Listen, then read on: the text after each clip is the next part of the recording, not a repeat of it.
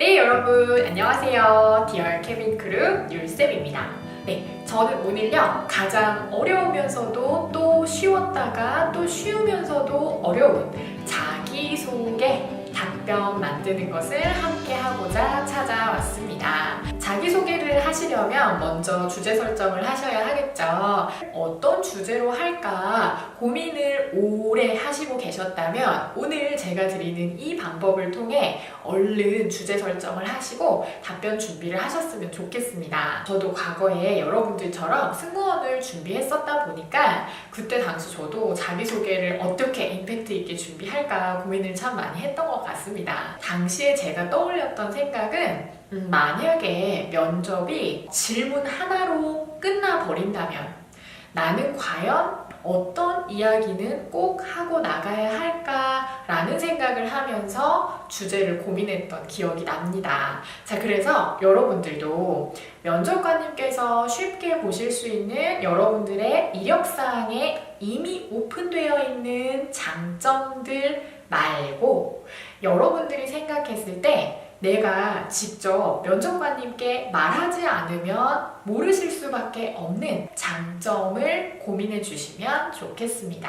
그때 당시에 저는 성실함을 주제로 면접관님께 자기소개를 하기로 마음을 먹었고요. 왜냐하면 성실함은 자기소개서에 아무리 녹이려 해도 또는 이력사항에 보여드리려고 해도 좀 쉽지 않은 영역이었기 때문에 제가 성실하다는 것을 보여드리려고 좀 노력을 했던 것 같습니다.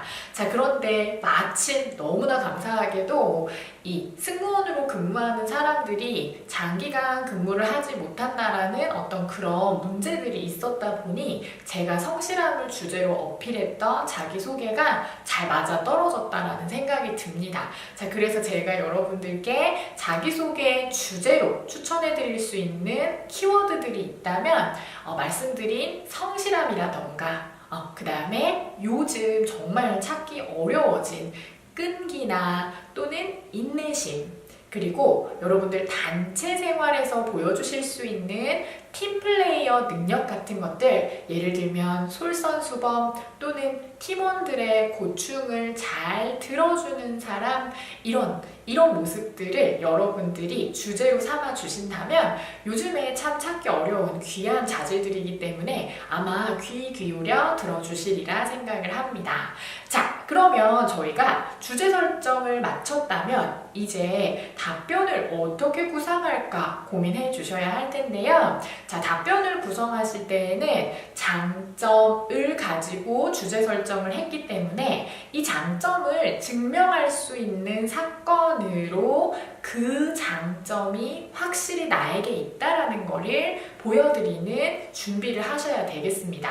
자, 그렇기 때문에 예제 몇 가지가 필요한데요. 특히 장점, 자신의 어떤 좋은 모습을 증명하기 위해서는 적어도 2가지 이상의 실제 사례가 필요합니다. 그래서 2가지의 사건이 나와야 되기 때문에 이때에는 센스를 발휘하셔서 너무나 기승전결 스토리텔링이 길게 주어지는 사건 2개를 이렇게 길게 붙여내시기보다는 각각 조금 짧게 사건들을 준비하셔서 합쳐서 이 2가지의 사건을 가지고 자신의 장점을 증명해 주시면 되겠습니다. 제가 앞서 성실함에 대한 부분을 잠깐 이야기 드렸었는데 이 성실함을 증명할 수 있는 사건 몇 가지를 좀 챙겨본다면 예를 들면 초등학교, 중학교, 고등학교 이렇게 12년 동안 개근상을 놓치지 않았다라는 이러한 사실 하나, 또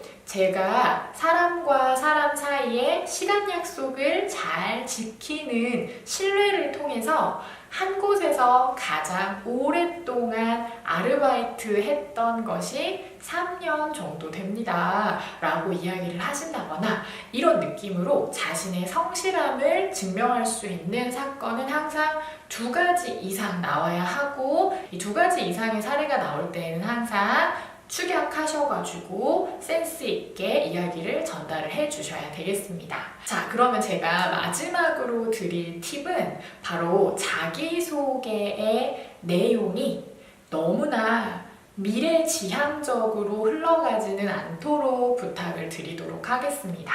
자, 예를 들어서 여러분, 나 자신을 소개할 때 난 미래에 대통령이 될지도 모를 사람이야. 난 미래에 승무원이 될지도 모르는 사람이야. 라고 나를 소개했을 때 일어난 사실이 아니다 보니까 뭐야, 약간 허세 아니야? 이런 생각들을 좀 할 수가 있겠죠? 그렇기 때문에 지금 현실의 나를 소개할 때는 미래에 대한 이야기들이 너무 많이 준비가 되면 사고가 날 수가 있습니다. 예를 들면 보통의 경우 자기소개를 입사후 포부의 형태로 저는 미래에 어떤 사람이 될 거다, 계획에 대해서 소개하시는 분들이 간혹 계시는데 이런 상황이 되면 과거에 우리 아시아나항공 임원 면접의 사례처럼 약간의 사고가 날 수가 있습니다. 예를 들면 당시에 이 지원자가 면접관님께 자기소개를 했는데 그때 당시 면접관님이 그거는 자기소개가 아니라 혹시 입사 후 포부 아닌가요? 라고 이야기를 하시면서 다시 한번 자기소개 부탁드리겠습니다 라고 재차 말씀을 해주셨는데 이때 당시에 이 친구가 굉장히 의아해하면서 자기소개를 바꾸었을 텐데 또다시 한번 면접관님은 깨우뚱하시면서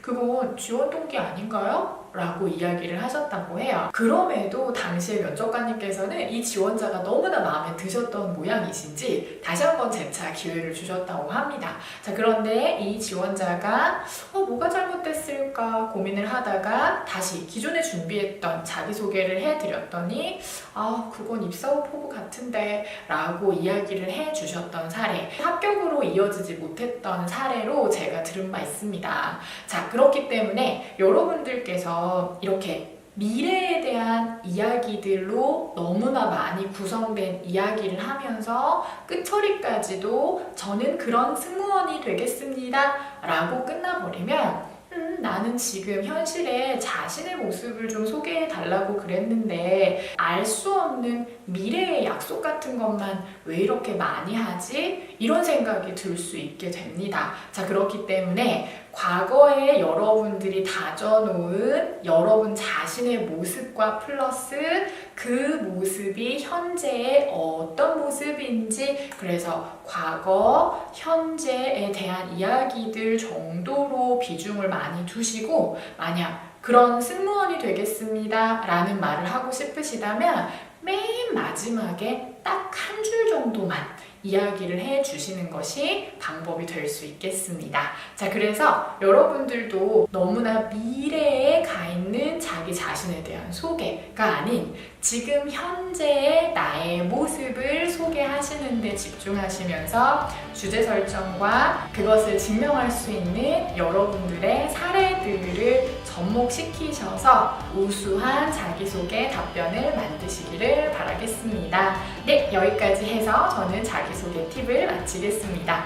다음 시간 더 좋은 정보를 가지고 찾아오도록 하겠습니다. 감사합니다.